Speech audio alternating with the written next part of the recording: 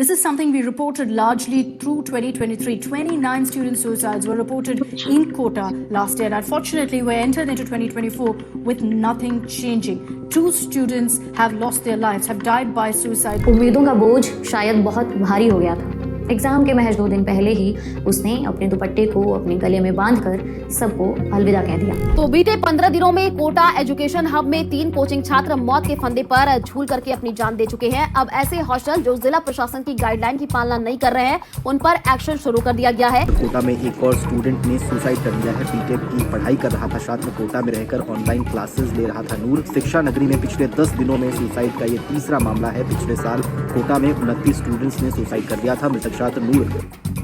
Mummy papa, I can't do JEE so I suicide, I am a loser. 18 साल की बच्ची ने ये लास्ट नोट लिखा सुसाइड करने से पहले। हर साल हमारे देश में करीबन हजारों बच्चे सुसाइड करते हैं एग्जाम प्रेशर के चलते। ठीक ऐसा ही कुछ हुआ 29 जनवरी 2024 को। निहारिका, जो कि सिर्फ 18 साल की थी, उसने अपनी जान दे दी। और ठीक 6 दिन पहले यानी 23 जनवरी 2024 मोहम्मद जैदी, जो कि 17 या 18 साल के थे, उसने भी सुसाइड किया था। ये दूसरा सुसाइड केस है इस साल का। दोनों केस में 2 चीजें कॉमन थी कि दोनों ही स्टूडेंट्स थे और दोनों ही प्रिपरेशन कर रहे थे कॉम्पिटिटिव एग्जाम्स का कोटा में। क्या रीजंस है जिसके कारण हर साल हजारों स्टूडेंट्स खुद की जान ले लेते हैं? क्यों पिछले कई सालों से कोटा नंबर 1 पोजीशन पे है सुसाइड लिस्ट में, जबकि कोचिंग्स पूरे देश में? आइए देखते हैं इस छोटे से वीडियो में।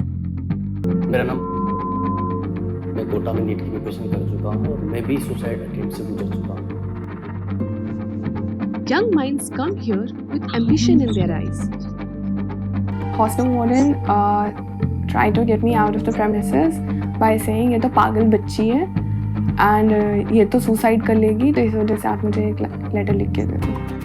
कोटा, जो कि राजस्थान में है, पूरे इंडिया में करीबन 4000 सिटीज हैं, जिसमें से कोटा 46वां ऐसा शहर है जहां सबसे ज्यादा पॉपुलेशन है, करीबन 12 लाख से भी ज्यादा। आप में से ज्यादातर लोगों को ये पता होगा कि कोटा फेमस है इंस्टीट्यूट्स के लिए, जहां पे पूरे देश से हजारों बच्चे हर साल आते हैं JEE और नीट के प्रिपरेशंस के लिए, अपने ड्रीम कॉलेज में जाने के लिए। कुछ का सपना सच होता है और कईयों के दिल टूटते हैं। निहारिका सोलंकी की फैमिली ओरिजिनली अखवाड़ विलेज, जो कि राजस्थान में ही है, वहां से थी, पर उनका घर कोटा में भी था, तो उनकी पूरी फैमिली कोटा में ही रहती थी बच्चों की पढ़ाई के लिए। निहारिका 3 बहनें थी, जिसमें निहारिका सबसे छोटी बहन थी। निहारिका के पिता किसी बैंक के सिक्योरिटी गार्ड थे और निहारिका 12th पास करके आई थी कोटा। निहारिका को 12th में 70% मार्क्स आए थे, जो कि एक अच्छा स्कोर है, पर उसके पेरेंट्स इससे खुश नहीं, क्योंकि JEE में बैठने के लिए 75% स्कोर चाहिए। तो वो दोबारा से एग्जाम दे रही थी 12th का। पर 29 जनवरी 2024 को एक हादसा होता है। उसके पेरेंट्स उसके रूम में आते हैं और देखते हैं एक दुपट्टा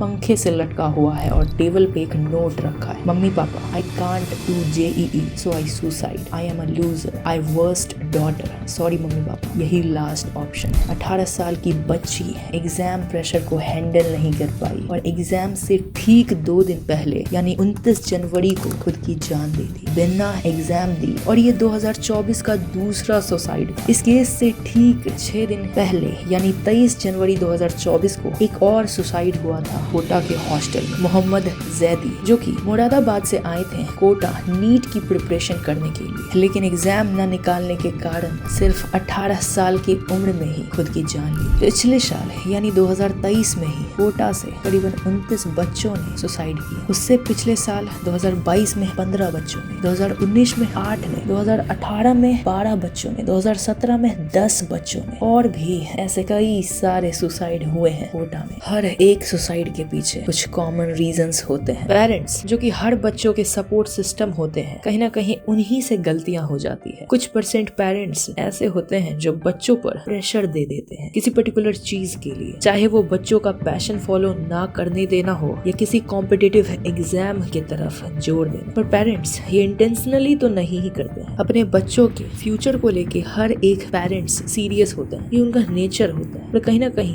बच्चे इस चीज को एक बर्डन की तरह देखते हैं और जब उनसे ये हैंडल नहीं हो पाता तो वो इतने हार्श कदम उठा लेते हैं। टीचर्स जो पेरेंट्स के बाद बच्चों के जिंदगी में एक अहम रोल निभाते हैं, पर आज के मॉडर्न जनरेशन में हर एक चीज बस पैसों पर आकर रुक चुकी है, चाहे वो रिलेशनशिप्स हो या टीचर का बच्चों के टुवर्ड्स इमोशनल सपोर्ट। मैं ये नहीं बोल रहा कि सारे टीचर्स ऐसे ही होते हैं, पर कुछ ऐसे जरूर होते हैं जिन्हें किसी से कोई मतलब नहीं, उन्हें बस पैसा चाहिए। और जब बच्चे अपने घरों से दूर कोटा जैसे शहर में आते हैं जहाँ इतना टॉक्सिक कंपटीशन है, वहाँ आकर जब उन्हें कोई वैसा इमोशनल सपोर्ट नहीं मिलता तो प्रेशर में या फेलियर के डर में या अकेलेपन में वो ऐसे गलत डिसीजंस ले लेते हैं। और तीसरा रीजन स्टूडेंट्स खुद, जेन ज़ी, यही बोला जाता है ना इस जनरेशन को the most depressed generation of all time, जिन्हें छोटी छोटी बातें इतना हर्ट कर देती हैं कि ये डिप्रेस्ड हो जाते हैं, गलत डिसीजंस ले लेते हैं। मैं आपको यहाँ जेन ज़ी का मतलब समझाने नहीं आया हूँ, मैं तो आपसे ये सवाल पूछ रहा हूँ कि आप इतने वीक कैसे हो गए। कोई भी आपको कुछ बोल देगा तो क्या आप हार मान के बैठ जाएंगे, कोई गलत डिसीजंस ले लेंगे और सब खत्म? पर एक्चुअली में सब खत्म नहीं होता है। पेरेंट्स किस सिचुएशन से गुजरते हैं इस सब के बाद वो मैं आपको एक्सप्लेन भी नहीं कर सकता। स्ट्रॉन्ग बनिए, चैलेंजेस को फेस करना सीखिए, ये मेरा ओपिनियन था।